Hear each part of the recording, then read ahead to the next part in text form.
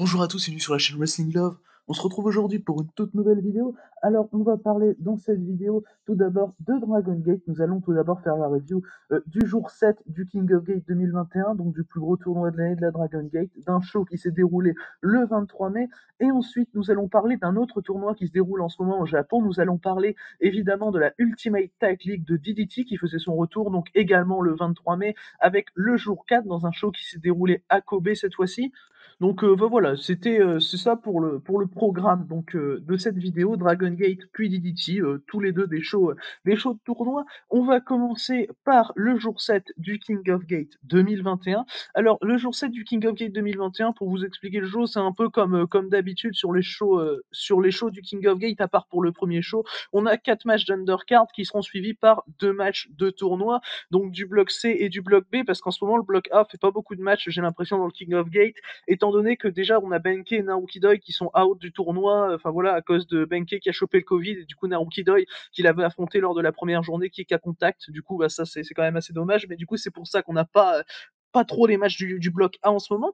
Du coup, on va commencer la review du jour 7 du King of Gate 2021 avec l'opener. L'opener, c'était un six-man tag team match avec Kota Minoura, Jason Lee et La Estrella de Masquerade qui affrontaient Susumu Yokosuka, Genki Horiguchi et Yuti, donc des Natural Vibes. Le match a duré un peu moins d'un quart d'heure. On a eu une victoire de Minoura, Jason Lee et La Estrella que j'ai trouvé vraiment. Le match en lui-même, je l'ai trouvé vraiment très très cool. J'ai mis 3,5. C'est mon deuxième match préféré du show. Vraiment, c'est de l'action qui est très fluide, un très bon rythme. Vraiment, c'est tout ce qu'on attend de ce type de six-man à la Dragon Gate. On a un La Estrella qui va être très bon dans le match, qui va faire notamment un magnifique topé con hilo. Bon, évidemment, La Estrella, il est un peu green, hein, très honnêtement, mais franchement, je trouve qu'il a vraiment fait une bonne performance par rapport au six-man du jour 6. Mais vraiment, voilà, tout le monde a été bon. T'as le spot habituel de Genki Horiguchi avec le ruban qui tire, enfin voilà, de l'autre bout de la salle, et moi je trouve ça vraiment très cool et très drôle. Mais voilà, vraiment, c'est 15 minutes que j'ai pas vu passer à titre personnel, qui étaient vraiment très bien géré, un très bon opener.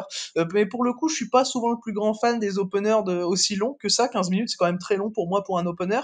Mais franchement, là, il y a eu un rythme qui m'a investi tout le long et qui était vraiment très bien géré.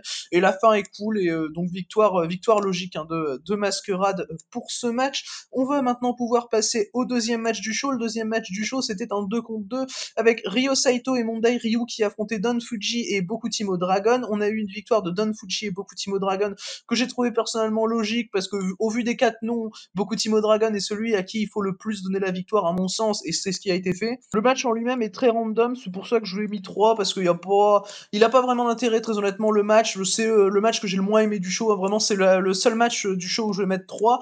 Donc comme j'ai dit, victoire de Bokutimo Dragon et Don Fuji, du coup par la même occasion, assez logique. Ryo Saito a été assez drôle quelquefois, enfin c'est Ryo Saito, c'est un personnage qui est assez comédie, que moi personnellement j'aime bien. Bon, c'est pas non plus aussi comédie qu'un Yosuke Santa Maria, qui n'était pas d'ailleurs sur la carte du show, comme il n'a pas été sur la carte du show précédent, Yosuke Santa Maria. Mais du coup, voilà pour ce deuxième match de la carte, sur lequel il y avait pas grand chose à dire, très honnêtement. C'était un match très random qui était là pour remplir la carte, pardon, avec en plus de ça 4 mecs qui sont pas dans le King of Gate. Voilà, c'était pas la chose qui était la plus intéressante à voir, très honnêtement. Mais du coup, voilà pour ce deuxième match du show, Dragon Gate King of Gate 2021 jour 7. On va maintenant pouvoir passer au troisième match de la carte. Le troisième match de la carte qui s'est révélé être un peu plus intéressant, parce que de toute façon, dans tous les cas, t'as des mecs qui sont dans le King of Gate. Tu as Diamante et SB Kento, donc du clan REG, qui affrontaient Ultimo Dragon et Yasushi Kanda. On a eu une victoire logique, hein, de Diamante et SB Kento, avec SB Kento qui a gagné par soumission sur Yasushi Kanda au bout d'un peu plus de 9 minutes de match. Le match en lui-même est très très cool à voir. Moi personnellement, j'ai mis 3,25. Il n'y a rien qui va me gêner nécessairement dans le match. Diamante et SB Kento font très bien leur taf. SB Kento, encore une fois, joue très bien avec la foule. Il est très très bon dans le match, comme d'habitude. Voilà, très bonne performance de la part de SBK. Euh, Ultimo Dragon, de son côté, bon, comme d'habitude, c'est pas le mec le plus intéressant, mais il sait bien mettre over les mecs qu'il a en face, surtout quand il s'agit d'un jeune comme SB Kento, et moi je trouve ça assez cool. Évidemment, c'est Yasushi Kanda qui perd le match, hein, ça allait pas être Ultimo Dragon, évidemment. Mais en tout cas, le match a vraiment un but, de faire gagner SB Kento pour le rendre un peu plus over pour la suite du tournoi, et ça, je trouve ça très cool personnellement. Et le match est pas là pour rien, voilà, c'est un bon match undercard auquel j'ai mis 3,25. Après, c'est pas nécessairement à rattraper, hein, très honnêtement, mais franchement, ça faisait son taf pour où c'était pas trop long, voilà, c'est le match le plus court du show, et en tout cas, c'était très cool à voir. Du coup, voilà pour ce troisième match du show. On va maintenant pouvoir passer au quatrième match de la carte, donc au dernier match d'undercard undercard qu'on avait pour ce show. Ce dernier match d'undercard, c'était un 3 contre 3, avec une affiche qui peut hyper, hein, très honnêtement, sachant que la moins bonne équipe dans tout ça, c'est BBL, Kaito Ishida et Io. C'est quand même plutôt intéressant quand tu sais que c'est la moins bonne équipe, puisqu'en face, tu as Masato Yoshino, Yamato et Dragon Kid. Donc là, vraiment, t'avais du lourd dans ce tag. Bon, personnellement, le tag, je lui ai mis 3,25 parce qu'il est vraiment pensé comme un tag d'undercard. Après, bon, ça dure un peu plus de 15 minutes, donc j'ai failli aller à 3,5 très honnêtement parce que le match est vraiment très bon. Yoshino, à chaque fois qu'il est dans un ring, je le trouve captivant, vraiment, il est excellent, Masato Yoshino. Il a eu un très bon échange, notamment avec Bibi Hulk dans le match, mais même à ça, Yoshino, il a des bons échanges avec tout le monde. Io et Yamato, de leur côté, vont faire un peu de storytelling où ils vont faire un semblant de double count-out où ils vont revenir à 19. Ça, j'ai plutôt apprécié par rapport au vrai double count-out qu'on avait eu pour le King of Gate. Mais là, voilà, là, ils ont su bien jouer avec ça en tout cas. Et le match en lui-même est vraiment, vraiment très bon. Il y a rien à dire. Franchement, j'ai hésité longtemps à mettre 3,5. Je suis plus sur le 3,25. Et voilà, ça reste, à titre personnel, mon deuxième match préféré du show. Vraiment, je trouve que tout ce qui était vraiment dans le match était assez intéressant. Et c'est 15 minutes que j'ai personnellement vraiment bien aimé.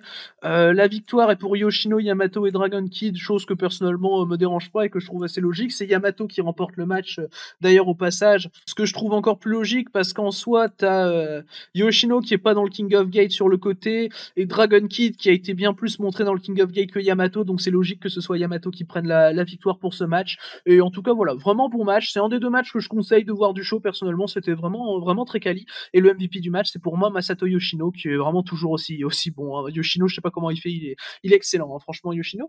Du coup, voilà pour ce dernier match de l'undercard de ce show. On va maintenant passer aux deux matchs de tournoi que l'on avait.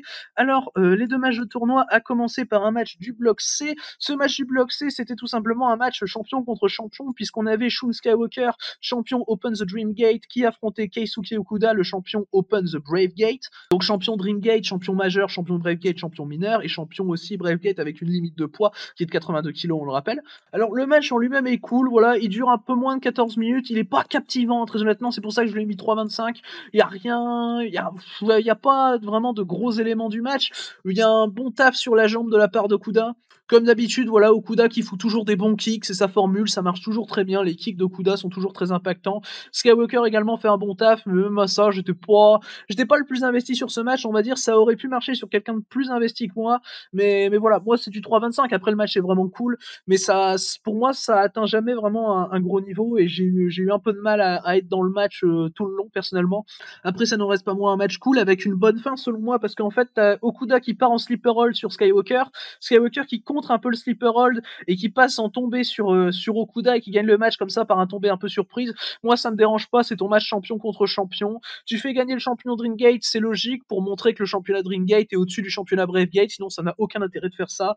Et puis tu le fais pas gagner trop, enfin voilà, tu fais pas gagner de manière trop démonstrative pour pas non plus décrédibiliser Okuda, sachant que je rappelle qu'en plus ces derniers mois le championnat Brave Gate a été un peu booké comme une blague, donc enfin voilà, contre Skywalker ils ont bien fait leur truc, donc voilà, moi personnellement j'ai apprécié le match, c'est du 3,25, c'est pas nécessairement ce que je voulais conseiller, mais franchement ils ont fait le mieux qu'il y avait à faire, vraiment ils ont fait le mieux qu'il y avait à faire Dragon Gate pour ce match-là, et du coup voilà pour ce match donc qui a été remporté logiquement hein, par Shun Skywalker, donc le champion Open the Dream Gate.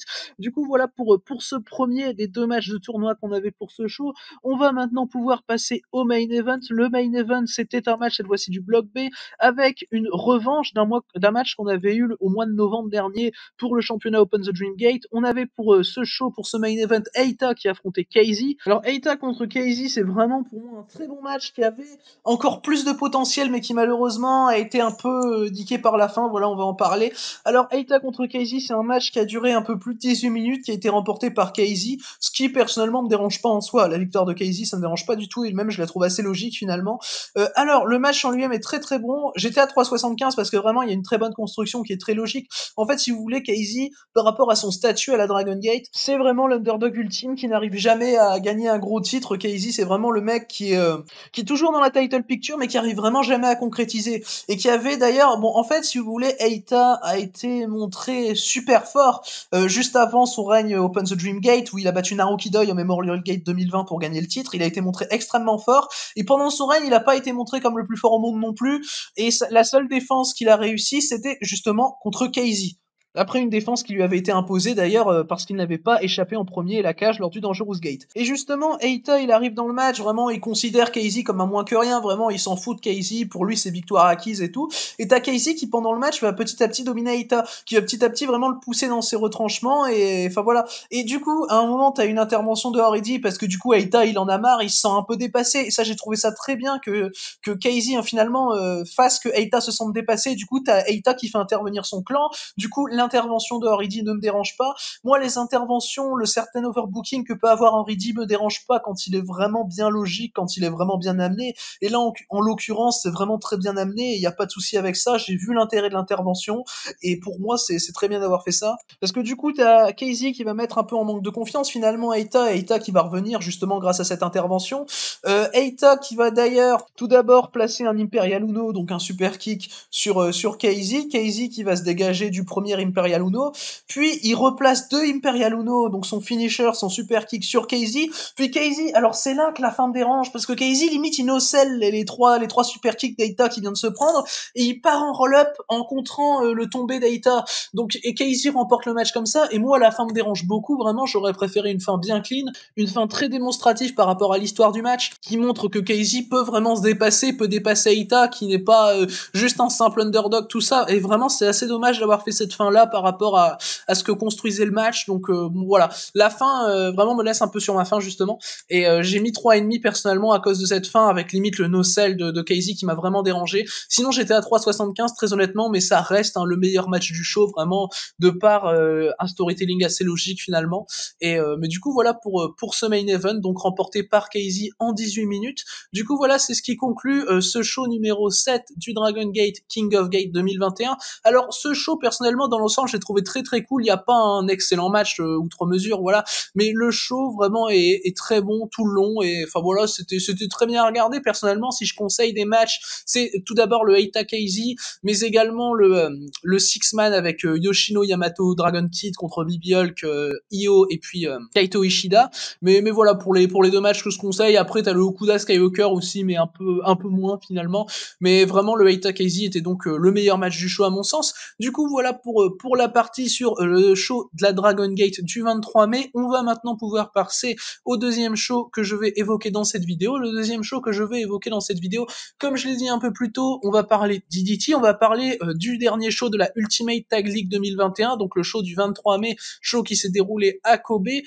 Du coup, c'était la journée 4 de la Ultimate Tag League, mais on n'avait plus de show depuis environ 8 jours d'ailleurs. Donc je trouve ça bien vraiment, vu qu'il n'y a pas beaucoup de shows finalement dans leur tournoi, qui font pas tout d'un coup, qui les espacent quand même un petit peu, parce que le tournoi dure un mois avec 5 ou 6 shows, et ça je trouve ça vraiment cool à titre personnel. Et alors ce show, il était construit, bon, on avait 5 matchs d'undercard, bon, c'est un peu comme le show du King of Gate, sauf qu'au lieu de 4 matchs d'undercard, t'en as 5, et puis derrière t'as tes 2 matchs de tournoi pour être les 2 derniers matchs du show évidemment. Du coup, on va commencer cette review de DDT Ultimate Tag League 2021 jour 4 avec l'opener. L'opener, c'était Mao qui affrontait Hideki Okatani. Alors, le match est vraiment très cool à voir. Personnellement, je lui ai mis 3,25. On a une victoire logique de Mao en un peu plus d'8 minutes, 8 minutes, quasiment 8 minutes 30 d'ailleurs. Alors, la victoire de Mao est logique. Après le match, je l'ai peut-être trouvé un peu trop long. C'est là que vous voyez que vraiment des openers, des fois, ça peut être vachement différent, parce que l'opener de Dragon Gate qui dure 15 minutes, je le trouve vraiment pas trop long. Et là, l'opener de DDT qui dure 8 minutes 30, je trouve qu'il manquait un peu de matière sur la fin, et c'était assez compliqué. Bon, après, le match se finit sur une grosse powerbomb de la part de Mao que j'ai vraiment bien aimé. Mais voilà, il n'y a pas grand chose à signaler par rapport à ce match. C'est une victoire de Mao qui est assez logique, qui gagne du momentum en gagnant cet opener contre un jeune comme Okatani, qui est vraiment très cool, qui claque une bonne souplex à un moment. Enfin voilà, c'est cool à voir, le catch d'Okatani. C'est pas non plus ce qui est le plus intéressant, mais c'est très cool à voir, comme tous les jeunes d'ici de toute façon. Mais du coup, voilà pour cet opener, donc remporté par Mao en 8 minutes 30. On va maintenant pouvoir passer au deuxième match de la carte. Le deuxième match de la carte, c'est un freeway match. C'était le match qui était clairement présenté comme le match comédie du show. Ça l'a été, hein, on va pas se mentir, parce que quand dans un freeway, tu as Keigo Nakamura, Toru Owashi et Danshoku Dino, bon, a priori, on est parti sur de la comédie DDT sur 5. Ça en a été, évidemment. Alors, le match, déjà, je lui ai mis 3,5 parce que, bon, vous vous en doutez que Dino a fait du Dino, évidemment. Enfin, c'était vraiment, on a des spots qui sont assez drôles, où t'as Dino qui va faire du Dino, qui va passer derrière Keigo Nakamura, enfin, tout ça. Voilà, c'est toujours assez marrant à voir. En plus, plus, t'as Toru à côté de Toru dont le thème d'entrée me fait absolument délirer, hein, le thème d'entrée de Toru. Mais voilà, vraiment, c'est un match qui est pure comédie DDT. C'était vraiment beaucoup de character work, évidemment, bah, surtout avec Danshoku Dino. Moi, personnellement, le match, je lui ai mis 3,5. C'est à voir si on aime bien la comédie DDT. Si on n'aime pas, on passe gentiment le match. Et voilà, c'est pas pour tout le monde, on va dire, ce genre de match. Il a été remporté, évidemment, par Danshoku Dino en un peu plus de 11 minutes. Le show est vraiment très, enfin, le match est vraiment très cool à voir. Enfin, le show aussi, hein, je dis pas, mais le match en lui-même est vraiment très cool à voir. Et d'ailleurs, il y a un après-match qui m'a fait délirer, c'est que t'as Toru qui est tellement surpris que Dino ait battu Nakamura. En fait, il était en train de monter sur les cordes et il reste figé pendant genre 2 minutes. Il reste figé, il est toujours sur les cordes et il bouge pas. Et ça m'a fumé de rire. Et ça m'a tué. Toru il est génial. Puis après, il part comme si de rien n'était avec son thème d'entrée qui me fait toujours aussi délirer. Donc voilà, belle fin pour ce match Comedy DDT. Du coup, voilà pour ce deuxième match de la carte. On va maintenant pouvoir passer au troisième match du show. Le troisième match du show, c'était un six-man tag team match avec Damnation, Daisuke Sasaki, Soma Takao et Tatsuya Endo qui affrontaient Arashima, Kazuki Hirata et Yukio Naya. Alors, le match en lui-même est vraiment très cool. C'est un peu plus de 13 minutes à titre personnel. J'ai mis 3,25 parce que je suis pas. Enfin voilà, c'est pas le match où il va y avoir une grosse construction outre mesure. C'est vraiment un match qui est construit comme un match d'undercard qui va pas vraiment. Où les mecs vont pas se mettre à fond. Hein, c'est assez logique finalement. On a une victoire de Damnation qui est également assez logique. Enfin voilà, tout le monde va évidemment faire une bonne performance, surtout Takao qui va avoir notamment un très bon échange avec Yukio Naya. Voilà, c'était vraiment l'échange qui m'a le plus marqué à titre personnel du match. Takao, vraiment, que je trouve qu'il est génial. Takao, de toute façon, il brille à chaque match qu'il fait, même dans les tags et tout. Vraiment, c'est lui qui ressort dans Damnation en ce moment. Je sais pas pourquoi, mais Soma Takao, je trouve qu'il ressort un truc en ce moment. Déjà, de base, j'adore Takao, mais là, je trouve vraiment qu'il ressort un truc que j'adore encore plus. Et en tout cas, j'ai trouvé très bien. Arashima a également bien fait son taf. Il a pas trop été utilisé dans le match, évidemment, parce que faut quand même, voilà, il n'y a pas d'intérêt à trop l'utiliser dans un match où qui comprend pas Akiyama juste avant leur confrontation au Cyber Fight Festival. Mais voilà, ce match c'est vraiment un pur 3,25 d'undercard. C'était cool, mais pas des masses non plus. Voilà, c'est un bon 3,25, donc avec une victoire de Damnation en 13 minutes. Du coup, voilà pour ce match. On va maintenant pouvoir passer au quatrième match de la carte. Le quatrième match de la carte, c'était un 2 contre 2 avec Toi Kojima et Yuki Ueno qui affrontaient Akito et Yusuke Okada. Alors, le match était clairement là pour préparer le Akito contre Yuki Ueno pour le championnat Universal qui aura lieu dans pas longtemps, le Akito Yuki Ueno qui aura lieu la semaine prochaine, il me semble, enfin cette semaine du coup. Le match est très bien fait, on va vraiment avoir deux échanges qui se distinguent, donc le Akito Yuki Ueno et le Yusuke Okada Toi Kojima. On a une victoire logique d'Akito et Yusuke Okada parce que finalement c'est l'équipe qui comprend le challenger dans la storyline, donc Akito, et c'est l'équipe qui ne comprend pas un jeune de DDT, contrairement à l'autre équipe où il y a Toi Kojima qui est clairement là pour se prendre les pins, enfin voilà. Et du coup le match dure un peu plus de 13 minutes, comme le match précédent, j'ai mis 3,25 également. C'est vraiment un match undercard où il y a pour le coup un peu plus de story dedans parce que t'as le Akito Yuki Ueno et franchement les deux ont des super échanges pendant le match. On a une très belle preview de ce qu'ils vont pouvoir faire pour le match de championnat Universal cette semaine et moi je suis bien hype par ce combat d'ailleurs. Mais du coup voilà pour ce match sur lequel finalement il n'y a pas grand chose à dire. Vraiment ils ont fait ce qu'il fallait faire encore une fois et c'est un bon match undercard, un bon match pour la continuité du show. Du coup voilà pour ce match remporté par Akito et Yusuke Okada. On va maintenant pouvoir passer au dernier match d'undercard. Le dernier match d'undercard c'était un 1 contre 1 avec Naomi Yoshimura qui a affronté Yuki Ino. Donc Naomi Yoshimura qui fait, si je dis pas de bêtises, son premier 1 contre 1 depuis son retour. Donc il avait vraiment une belle hargne pendant le match, c'était vraiment très très bien. Le match en lui-même dure que 9 minutes, on a une victoire logique de Naomi Yoshimura qui aura également, on le rappelle, une chance au championnat DDT Universal de Yuki Ueno.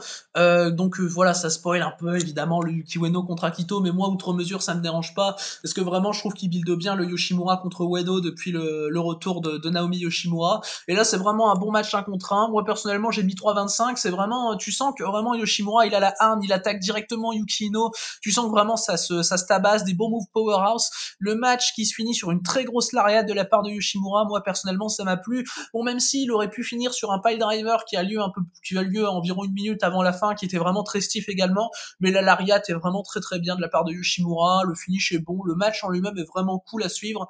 Donc moi personnellement j'ai eu aucun problème avec le match, ils ont fait gagner qui il fallait gagner, c'est-à-dire Naomi Yoshimura, car vraiment il est revenu il y a pas longtemps et ce serait bête de le faire perdre un match, surtout un 1 contre 1. Enfin en soi il a perdu le 2 contre 2 qu'il avait eu pour son retour, mais c'était dans une manière logique avec Yuki Ueno en face. Là il y a aucune raison à ce qu'il perde quoi. Donc voilà, ça fait que vraiment le booking est vraiment très bien et du coup victoire de Naomi Yoshimura en 9 minutes dans du coup ce qui est le deuxième match le plus court du show hein, d'ailleurs. Et j'ai mis ce match la note de 3,25. On va maintenant pouvoir passer aux deux derniers matchs du show. Les deux derniers matchs du show, c'est évidemment les matchs de tournoi que l'on avait pour ce show, donc de la Ultimate Tag League, qui est un tournoi par équipe de la DDT. Le premier match de tournoi qu'on avait pour ce show, c'était Konosuke Takeshita et Shunma Katsumata, donc du 37 Kamina, qui affrontaient Anthony Honda et Chris Brooks. Alors, on a eu le droit vraiment à un bon match, vraiment un très bon match de tournoi. Personnellement, je lui ai mis la note de 3,5. C'est mon deuxième match bah, je dirais, non, c'est mon match préféré du show, voilà, parce que j'étais quand même pas loin du 3,75, mais ça se joue avec l'autre match de Tag League, vous vous en doutez, mais celui-là, du coup, c'est mon match préféré du show. T'as des échanges qui sont dès le départ assez drôles avec Antonio Honda, au bout de 30 secondes de match, Antonio Honda qui se casse la gueule dans le ring, et c'est toujours assez drôle, vraiment, Antonio Honda qui joue très bien son personnage, et c'est toujours très cool à voir.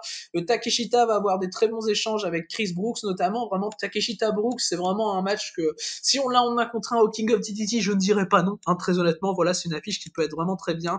Katsumata va également être cool. Bon, évidemment, c'est celui que je vais le moins remarquer du match parce que vu les trois mecs à côté, c'est normal. Même si Katsumata est très très bien, il y a pas de souci avec ça. Franchement, il fait un très bon match. Et voilà, personnellement, j'ai mis 3,5. J'étais proche du 3,75 comme je l'ai dit. Et c'était 17 minutes vraiment de très bon catch. Le match le plus long du show, également le meilleur à mon sens. Voilà, mais ça se joue à peu comme je l'ai dit. Donc voilà, on a eu vraiment un bon match que je conseille à titre personnel. Donc un bon match de tournoi remporté par Takeshita et Katsumata.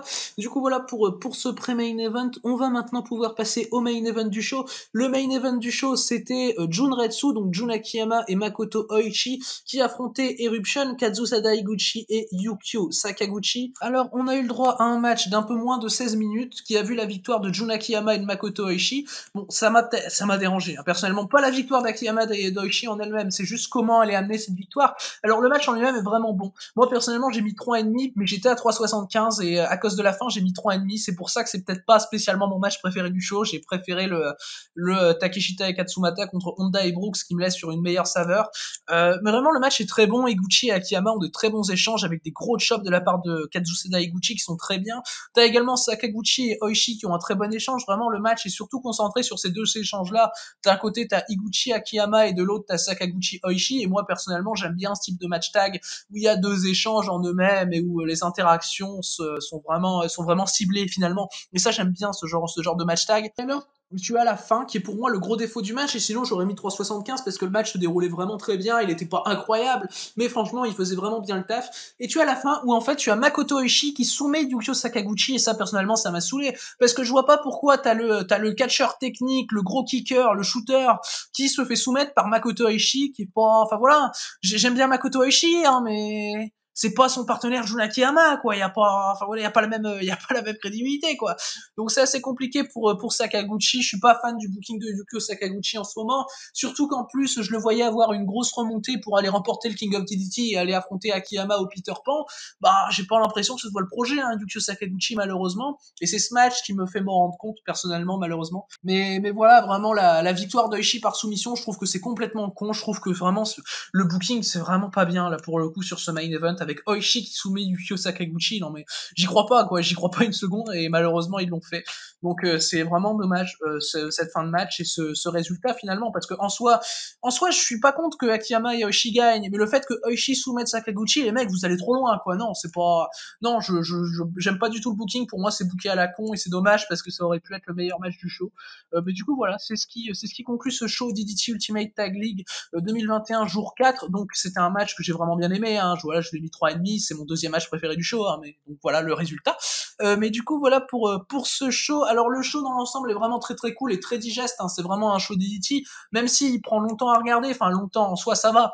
mais enfin je l'ai pas maté en live personnellement. En live il aurait pris je pense un peu plus de temps, là il m'a pris quasiment 2 heures à mater, et vraiment c'était très cool à voir, les matchs s'enchaînaient bien, enfin voilà, en plus t'as le petit match comédie en undercard qui fait la chose encore plus fluide, et personnellement ce que je conseille c'est de mater que les matchs de la Tag League personnellement. Pour ceux qui aiment la Comedy DDT, matez le match Comedy DDT parce qu'il est vraiment très très cool, et très très con également, mais c'est ce qu'on aime à la Comedy DDT. Mais voilà, matez les 2 matchs de la Tag League qui sont pour moi les 2 meilleurs matchs du show.